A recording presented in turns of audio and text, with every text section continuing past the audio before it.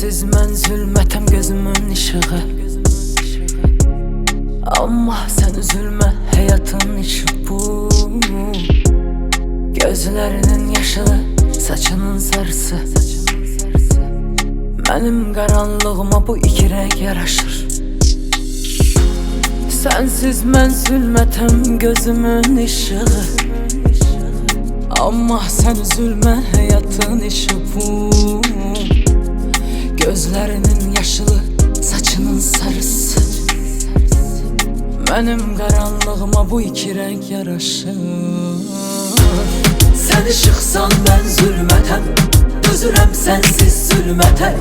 Bu həyatda çarə yoxdur sənsizliyə bölmətə. Sən işıqsan, mən zülmətəm. Baxmır daha üzülmənə. Demirəm ki üzülmənə, amma sənsiz düzəlmərəm. Sən demə doğrularım yalanmış. İşıqlı yollarım qaranlıq dalanmış.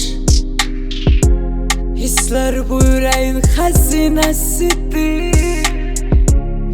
Amma ki o xəzinə daha talanmış. Sən demə qəlbim ona inanmır. Göyərçin sandığım demək ilanmış. Bu həyatda insanın tək düşmanı birinə kör-körənə olan inanmış. Sensiz mən zülmətəm gözümün işığı.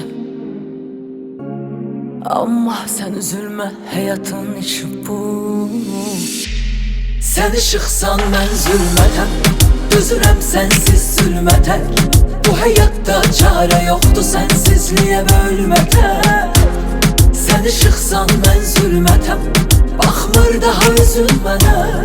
Demirəm ki üzülmənə, amma sənsiz düzəlmərəm.